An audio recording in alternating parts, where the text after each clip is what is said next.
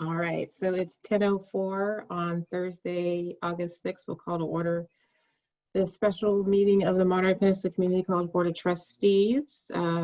If we could have a roll call, please. Yes, thank you. Chair Yuri Anderson, Here. Vice Chair Lauren Steck, Here. Trustee Rosalind Green, unmute. Did she say here? Here. Trustee Marilyn Dunn Gustafson, Here. Trustee Rick Johnson. Here. All are here. Awesome, thank you. All right, Trustee Johnson, could you lead us to the Pledge of Allegiance this morning? Sir, Everyone could mute themselves and stand if you're able. I pledge allegiance to the flag of the United States of America and to the republic for which it stands, one nation, under God, indivisible, with liberty and justice for all. Thank you very much. I decided last night that it's just going to go back and forth between you and Marilyn through the end of November. For you guys. All right, so first item on the agenda is approval of the agenda. If there are no additions or corrections, I'll entertain a motion to approve the agenda. So moved. Second. All right, motion by Trustee Steck, seconded by Trustee Green. Any comments from the public on the agenda? You can, under participants, go there, find your name, click raise hand. If you're on the phone, star 9. All right, seeing none, can I have a roll call vote, please? Chair Yuri Anderson, Yes. Vice Chair Lauren Steck, Yes. Trustee Rosalind Green, Aye.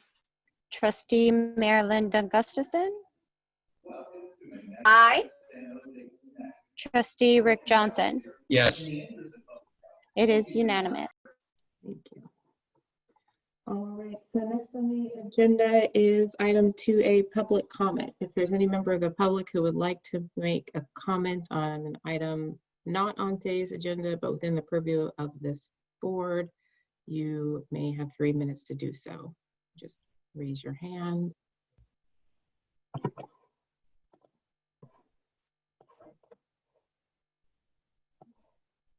All right, seeing none, we will close public comment and move to our consent calendar.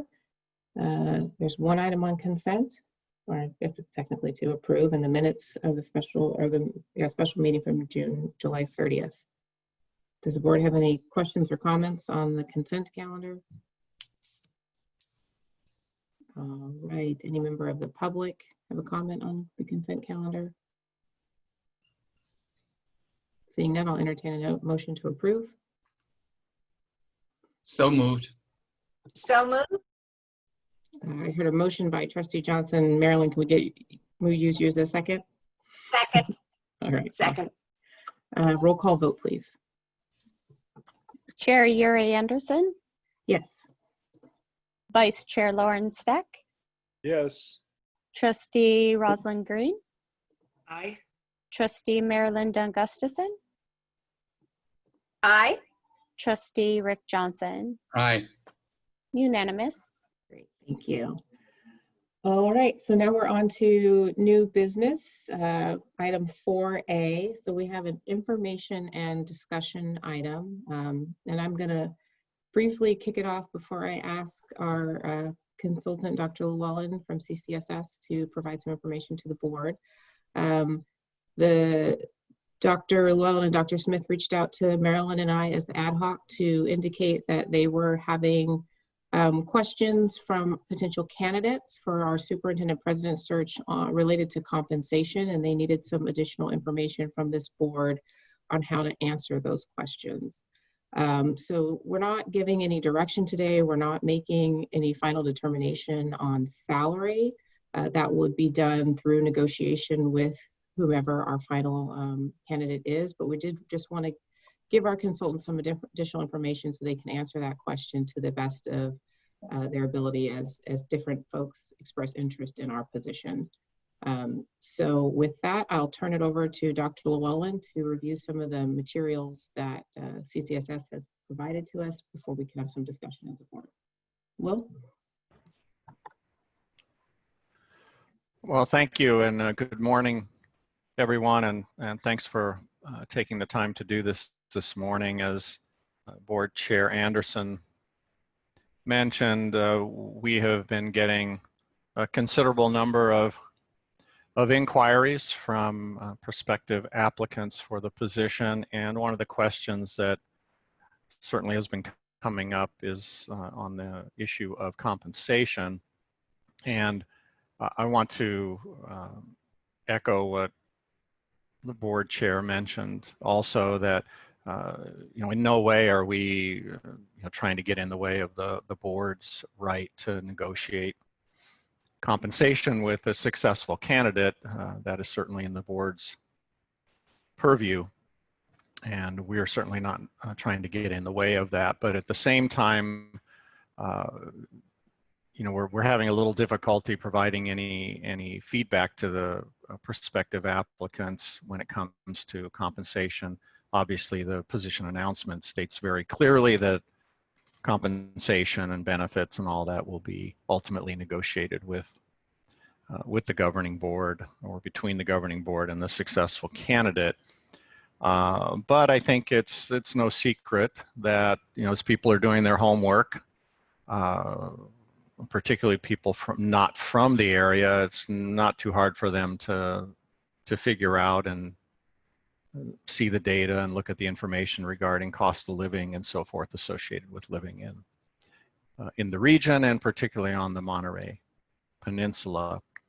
And so people are doing their math, so to speak, as they should be, doing all of those things. And so then those questions come up, and what Dr. Smith and I are hoping to be able to do is at least provide them with some additional guidance, if you will, regarding this. And again, not looking for the board to provide us with a number or anything like that, but at least something that we can provide the candidates or the prospective applicants when these questions come up, other than just saying, well, it'll be negotiated between the board and the successful candidate.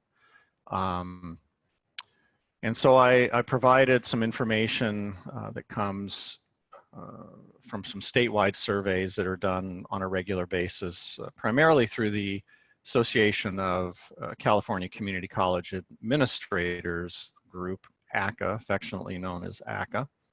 And they've actually got some pretty up-to-date information. Sometimes it's a little old, but in this case, pretty good, 2019. And provided that, which is a large spreadsheet and very difficult to put into a PDF that folks can look at. It'd be tiny, tiny, tiny. So Joe Reen was kind enough to upload the actual spreadsheet so people can have access to it. And that provides that information on all single community college districts in the state, which I believe is 49 or 50. I can't remember the exact number. Single college districts. Probably doesn't make a lot of sense to look at every single college district in California. For example, probably doesn't make a lot of sense to look at the CEO compensation for Palo Verde College when looking at Monterey Peninsula College. Palo Verde, for those of you who don't know, is in Blythe, California. It's one of the smallest community college districts in the state. It's down there on the Colorado River, right on the border, literally, between California and Arizona. I've been there, actually, for those of you who have not. It's an interesting area. But so probably doesn't make a whole lot of sense to do comparisons and looking at that. And so what I also did was I pulled together the compensation for the Central Coast community college districts in terms of pulling that from that list of 49 or 50 to at least zero it in a little bit on the region, if you will. And so you can see that there on the screen in terms of salary. And again, this does not include other benefits that might be a part of the position. So this is strictly salary. And as you can see, there's quite a range there. And if we scroll down a little bit, you'll see the average there is about 272,000 when you average across that. Now, what I don't have on there is the current salary for MPC, which is public information. I didn't put it on there partly because it's an interim position, and we can stick that in there. I did the math on that, by the way, and I'll just tell you by placing MPC currently in there, the average is about 264. The MPC salary would be the lowest on this list of colleges, community college districts, single college community college districts. So this at least gives a picture of what's in the region, and again, what Dr. Smith and I are looking for is something that we can share with prospective applicants about salary, and whatever the board would like for us to say beyond what is obviously currently in the announcement, which just says it'll be negotiated between the successful candidate and the governing board. And I would entertain any questions that anybody would have, and can provide additional information if you like.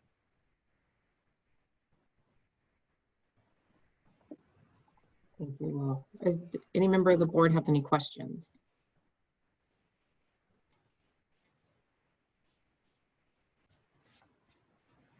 Okay, so I think we'll take it to the public for comment before we come back to this board for discussion and comment. Any member of the public wishing to make a comment on this agenda item?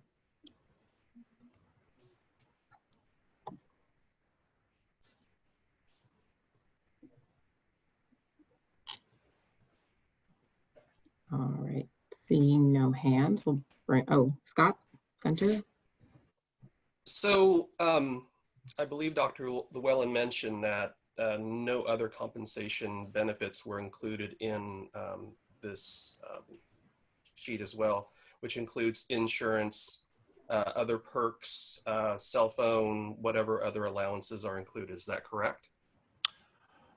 That is correct, but that is on that big spreadsheet. Okay. If you want that information on this, this little one here that just has the short list of community college districts. No, I just put salary in there. But if you want to go back to the big spreadsheet, it has all of the insurance and.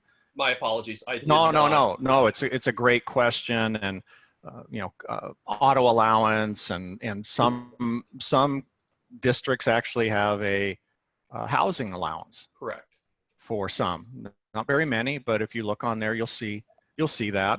And of course, when you see that, you'll see that most of those are in very high cost of living areas as well. For example, Ohlone College up in the San Jose area, right. Fremont, California. I think there's one for Santa Monica, a couple others. And okay, the reason I brought it sure. up, and this is in no way me trying to negotiate anything. I want the context understood.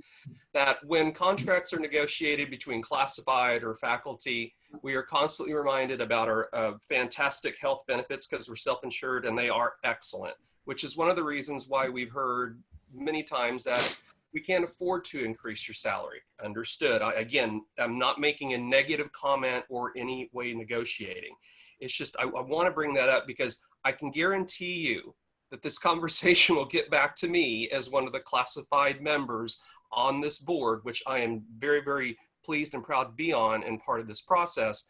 But as far as transparency, I just want to make that clear that someone said this, because I can guarantee I will hear somebody say, well, why didn't anyone mention this? I am done. Thank you. Thank you, Scott. Any other members of the public wishing to make a comment?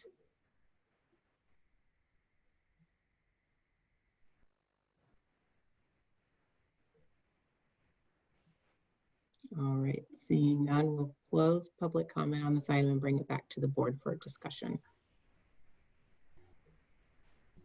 So who wants to go first? Marilyn, you had comments when our consultants brought it to us. I will be happy to begin and be happy to share. I must say that as soon as I saw how far MPC was lagging behind all of the Central Coast colleges, I was shocked. And my comment to our consultants was absolutely, we need to bring this to the board and develop a range and re-examine, not re-examine, but to look at this, give this a look. So I don't need to go into history. We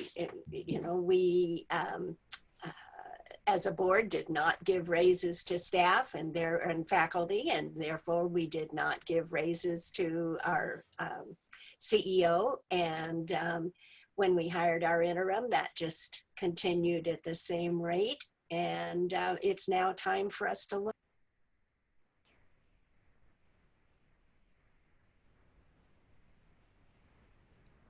So my recommendation though is that we need to be competitive. We certainly don't need to be the highest because, as Scott said, we have excellent health benefits of which we all enjoy, but we certainly don't need to be the lowest because we recognize the cost of living in this area, and we want to bring someone in, letting them know that we value them. And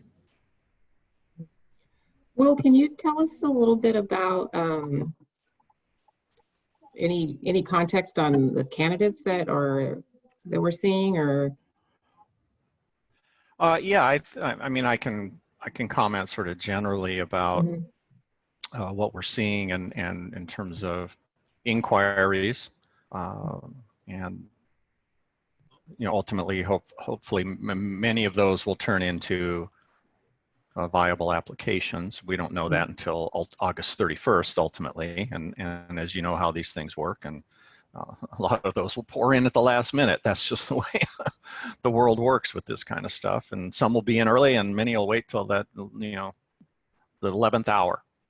But we are getting, considerable interest, not just within the state of California, certainly, but also, from across the country. So, quite a diverse pool of inquiries, let's call it that at this point in time. And I think particularly when you have folks looking from out of state particularly, then I think this issue comes up even more because they start looking and doing their homework and they're not as familiar with the area, and then they start doing their homework and then they find that, oh boy, this is a challenge, certainly in this area. The other thing I failed to mention in my initial remarks is, what we don't want to see happen for MPC is for, for you as a district to lose out, so to speak, on any candidates that might be looking at this because they look at what's currently being done and going, oh boy, I can't, that's not going to work for me. And so, that's one of the things that Dr. Smith and I are concerned about also. We don't want to see the district lose any prospective candidates, simply because of that, or that there's not at least some clarity about, kind of where things are headed. And again, not zeroing in on a particular number of any kind, but something that we might be able to share with prospective applicants in terms of what this might look like. And I have some suggestions about that, but I'll wait on that until you all have your discussion, and I'd be glad to offer up some suggestions if you would like me to. Something that doesn't lock the board into anything, of course. I personally would like to hear that. one of the suggestions I had, and I think I suggested this to your co-chairs of the search committee, was something along the lines of, you know, the board is committed to, you know, compensation that is aligned with compensation for colleges in the region or in, you know, along the Central Coast. There's quite a range there. So again, it doesn't lock the board into anything. You know, you've got, and if we put MPC currently in there, you know, it would be from, I can't remember the exact number, but I want to say about 225, something like that. You know, that would give a 225 all the way up to 318 currently on this list that we're looking at of the regional colleges, let's call them. And again, it doesn't lock the board into a specific number, and to me, there's quite a range in there. The other suggestion would be, if the board was comfortable with it, you know, there could be, you actually could give a range of some kind that you all would be comfortable with. So those are the two suggestions, two possibilities that might work, that again does not take away anything from the board's right to negotiate all of these things ultimately.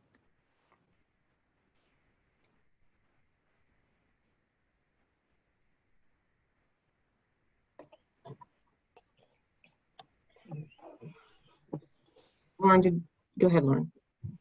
Sure.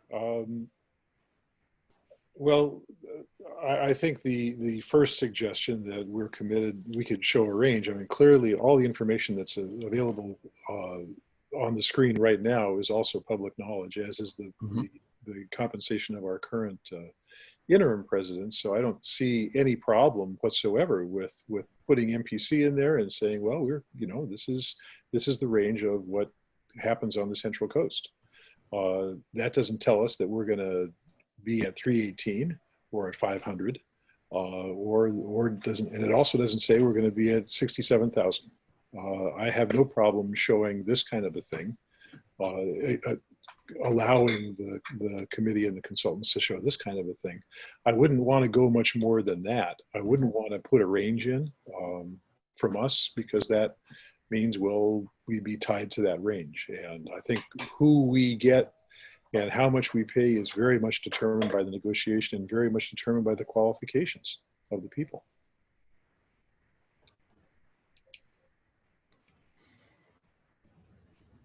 Yuri? Go ahead, Rick. You just muted yourself. Rick, we can't hear you. You cannot hear me. There you are. Wait, now you're muted again. You cannot hear me. Not okay. There you go. Yep. Try again. Let's try it now. Yes. Okay, I agree with Lauren very much. I wouldn't like to put out a range at this point.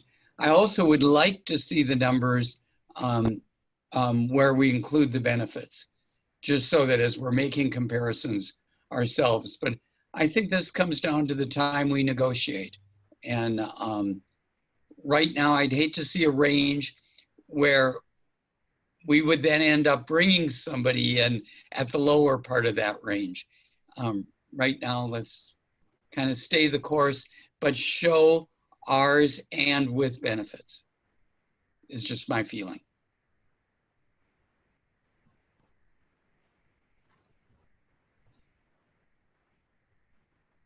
So I'm also not leaning towards showing a range, but I also am uncomfortable with how far below we generally are our local comp set, and putting MPC in this and saying, you know, here's where we are on the Central Coast. What does that mean to our candidate pool?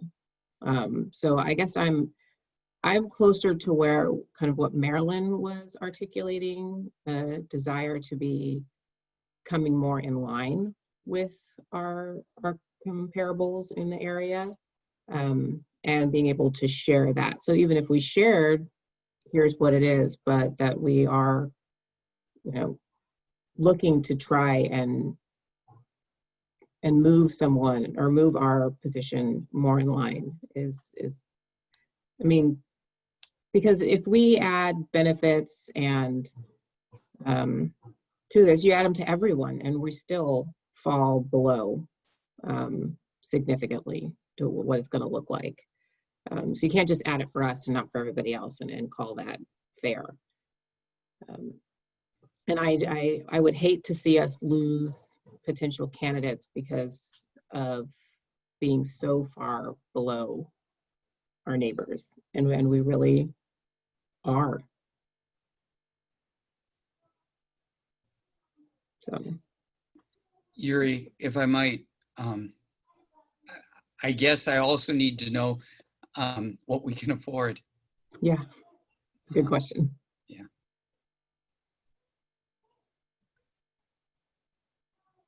Rick Johnson, we can't afford not to pay our CEO a fair and competitive wage. We cannot afford to do that. So that is absolutely critical. That's how we got so far behind. That's how we are way out of step with everyone. If we were to throw out the low, which is MPC, and throw out the high, which is Santa Barbara, from this table, then we would end up with an approximate range, I think, that we could live with that would be competitive. Marilyn, it's just, I don't disagree with you. It's just, I want to know where that money's coming from. I don't want us to put out anything until we know how we would pay for that. And I'm hoping that we could pay lots and lots, but we need to know how we would do that. Well, there are several board members whose salary is going to be cut, Rick Johnson.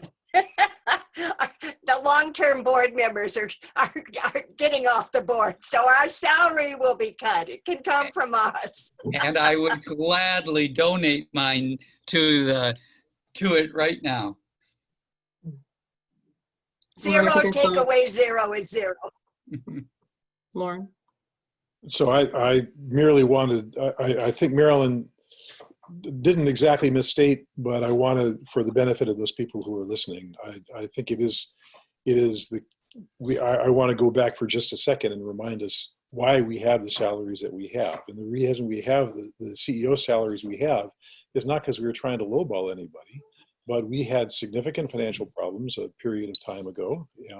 Luckily for us, thankfully, we're out of that.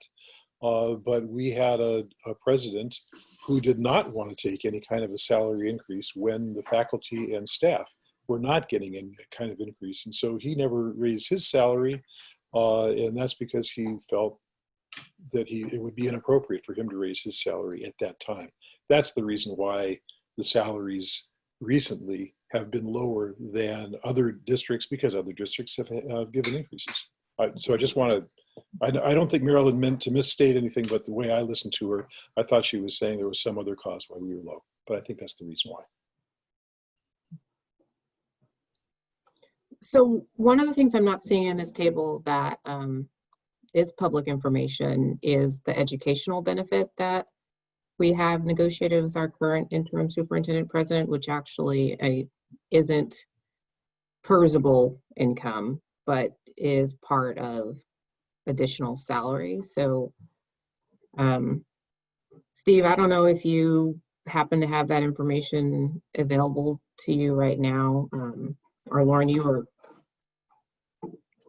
deeply involved in that negotiation, and if we could think about how that changes that base number for MPC superintendent president, because it could get us closer to It could. the range. I believe that benefit was given in lieu of other kinds of benefits, such as the cell phone benefit, or such as the car benefit.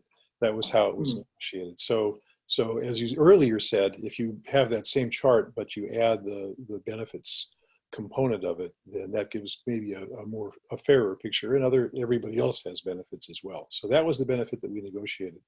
The problem that we have with looking directly across different districts at the benefits side, specifically for health benefits, is that we are in a different situation than most other districts in the Central Coast. We, as was stated earlier, we are self-insured, and that means, unlike a district that pays into JPA for their benefits, and that's a flat rate that's determined, you've negotiated and determined, and you can look at it, stare at it, and marvel at it. In our case, we get the costs coming in. We do have stopgap insurance, but we get the costs coming in and we dole the money out. So it doesn't look like the cost of our benefits is anything like the cost of benefits at other places, merely because of the different structure that we have. So as we go forward and come up with that chart, we need to remind ourselves of that if you look at the cost of benefits coming to MPC employees, including the CEO, that cost looks lower than the quality of benefits that we get would indicate. So for example, if you look at my memory is Hartnell, you would have to, the cost of benefits at Hartnell are $10,000, $15,000 higher than they are for us if you wanted to get the same level of benefits at Hartnell that you get at MPC. It's an apples and orange comparison. The other things are real dollars, but the health benefits are tricky because it's apples and oranges, since we are self-insured and the other ones aren't.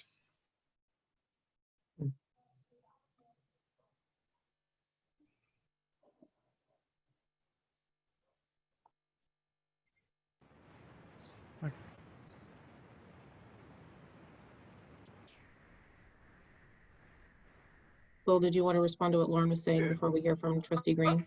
Yeah, just briefly, I think it's safe to say, obviously, that MPC has the employees there enjoy, very strong health, medical benefits, certainly.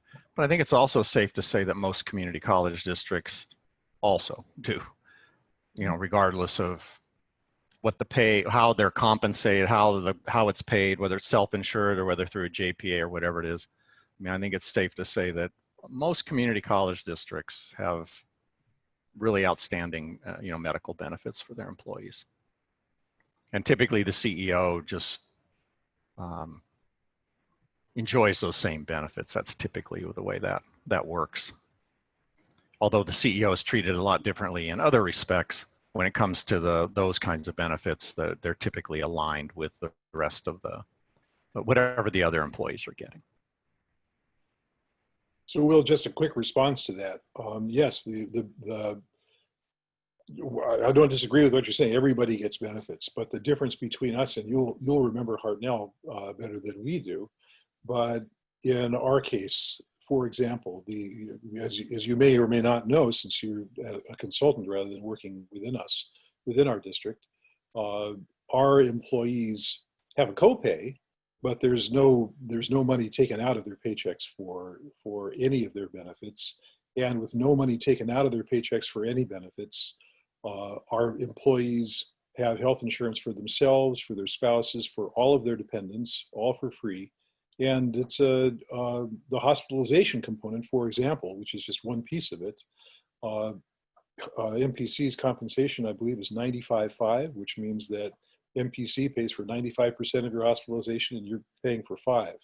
At Hartnell, it's 80-20 for something relatively low. And if you want to get close to the 95.5, which you can't, it is $10,000 or $12,000 more. And you want dependents, it really is $10,000 or $12,000 more than it looks like for us. So that's why there's a difference. That's why it really is apples and oranges. Trustee Green.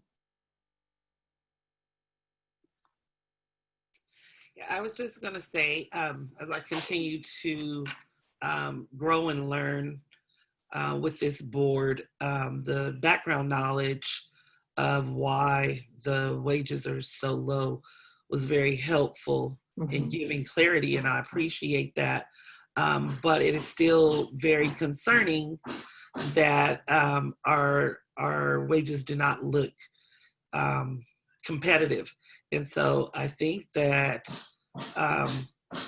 really keying in on the actual dollar and looking at that, I understand the benefits packages, give us a slight boost, but we still have to look at the numbers, and we want to make sure that we're really focusing on having competitive wages, because that's alarming and concerning, that we are, so low. But I really understand and appreciate the former president that did not want to increase without faculty and staff being able to increase. But now we're here, and so I think that we definitely have to take a look at that.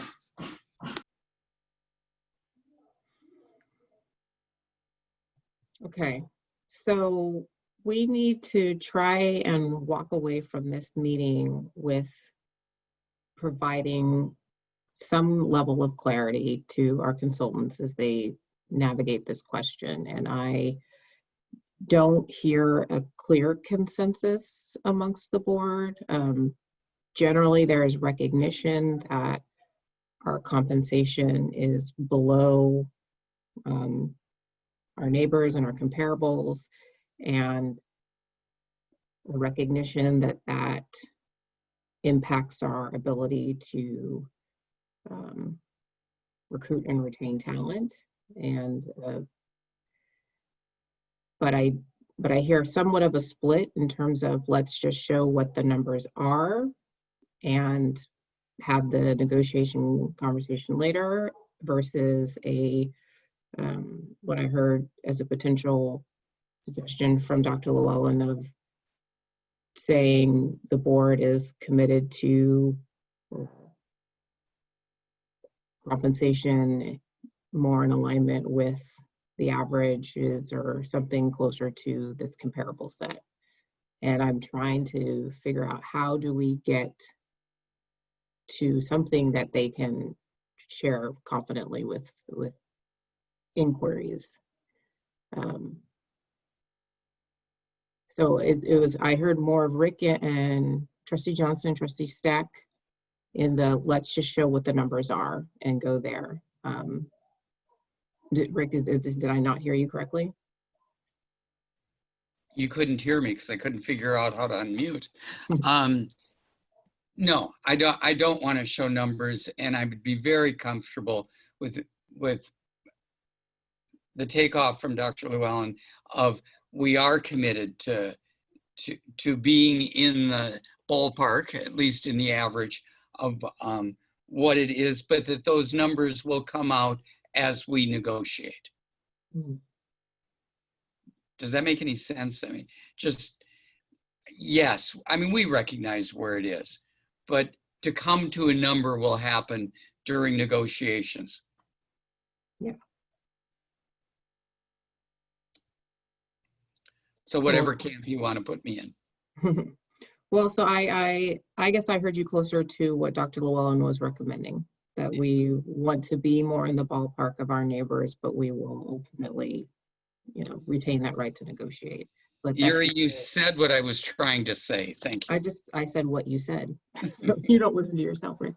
I'm muting now. So I guess I'm looking at you, Trustee Stack, to see if you're comfortable with that sort of communication, because I believe I heard Trustee Dunn-Gustafson and Trustee Green sort of falling in that direction, but you were less in that direction earlier in the conversation.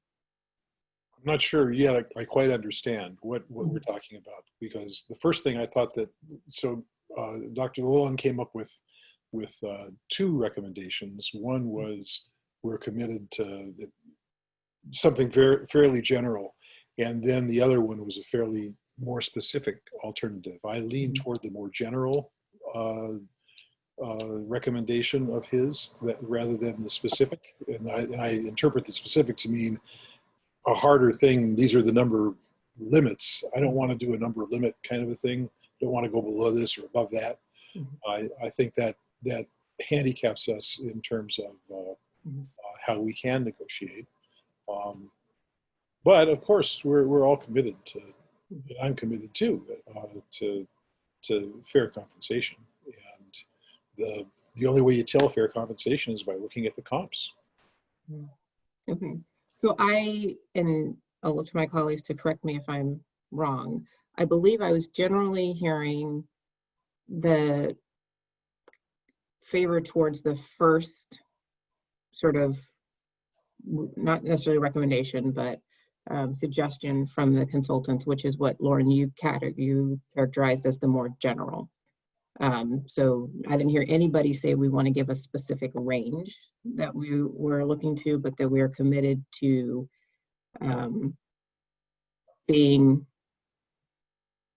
playing in the field with our neighbors. And that we will ultimately be negotiating with that person. But so that if I were inquiring into this position, what that would say to me as a candidate is, I wouldn't expect that negotiation to be starting at the $219,000 range. I would be expecting it to be somewhere more in that mid $230,000 to $260,000 range, even though we're not specifically saying that at this point. But that would, if people were looking at the comp set, then that's what they would probably have in their minds. And that's just me as kind of a general person thinking that. And is that, I'm seeing, go ahead, Lauren, I see you're up. Yeah, I had to raise my hand. I agree with that completely. I think that's a nice characterization, Mary, but I think the other thing we have to remind ourselves, and this is not for Dr. Llewellyn to worry about, but as Rick said, we got to worry about where we're going to come up with whatever extra money we have. We are looking at tough times in the near future. Every community college district is looking at tough times in the near future. And we have not a whole lot of savings at the moment. So just something to know. Yeah. Well, that's why we have Steve on the call. Find it. Will, are you raising your hand or are you stretching your wrist? Go ahead. Thank you. Let me try this wording out. I think it's what I used earlier, and make sure that I'm capturing it right so that we can communicate correctly with prospective applicants. Something along the line is something along this line. The governing board is committed to compensation that is aligned with other community college districts in the region. There's no number in there. People can look at the numbers that are there. That's public information that's available. It doesn't zero in on any, a low end or a high end. It just says that the board is committed to compensation that's aligned with the data that's out there. Okay. Is that Thank okay? you. That's very clear. We're not taking a vote. I see a thumbs up. I think it's very soft, but I think it makes the point. Will that, let me ask a question to our consultant. Will that help? Will that significantly help what you're dealing with now? Yes. Okay. Yeah, it will. Again, because the data is out there, it's public information, and that information can be shared with folks and say, hey, here's what it is. We're not negotiating. We're not doing anything. That's for between the successful candidate and the board. But this is what the guidance that the board has provided, and nothing more than that. And that this doesn't obviously get into the other aspects of total compensation either, whether it's auto allowance, whether it's cell phone, whether it's monthly expenses for doing the work of the CEO. Those are all things that are separate from this other piece. What we're trying to do is just at least have some information we can share about salary itself. And that's all we're talking about. Nothing else. Because those things are also going to negotiated as sort of that total package, if you will. Okay. Trustee Johnson? Yuri, I would just add that that is the same commitment we have towards faculty. That we want to make sure all we're doing with what Dr. Lalonde said, which I totally agree with, is we have that same commitment. I hope people understand for our faculty in the same way. Not that that needs to be mentioned, but in case faculty is watching, yes, we're committed in the same way. Okay. Then he puts up his picture. All right, so if everybody is comfortable with that, we will consider that some guidance to our consultants and look forward to, I guess, also some guidance to staff to begin to think about how that might impact our ultimate budgets, because we'll have some conversations about that in other meetings. And we're not going to take any sort of vote. But so that's the end of our meeting. Yes, Will. Just one thing this is probably getting into the weeds a little bit, but I just wanted to provide this as food for thought, and I'm not minimizing the issue of, kind of where you're going to find the money. That's everybody's concerned about that, whether it's a CEO position or faculty or classified staff or other administrators. But I'll just give an example. When you're recruiting for a faculty position, you ultimately, you really don't know what ultimately you're going to pay that person until you actually hire the person, because you don't know where they're going to fall on the salary range. And so maybe the person that, let's say it's a replacement position, person current incumbent in the position is earning X, whatever that is, you might end up hiring somebody down the road that's into that position that, because of experience and educational level and all those other things, could end up being paid considerably more than what the person who just left the position. And so I'm just saying it raises that same issue. Where are you going to find the money to do that? So just wanted to provide that as just a little additional perspective, having lived that myself. All right, thanks. All right, so thank you everyone for coming together and for having this conversation in the way that we set forward in our board goals, transparently and collectively. Your ad hoc appreciates it, and I know our consultants do as well, as they work to bring us the best possible pool of candidates that we can review. So with that, we will go ahead and adjourn today's meeting at 10:52 a.m. And as much as I like all of you, I hope not to see you again until the end of August, because we've been meeting a lot. So hope you have a great day, and thanks for making the time. Take care.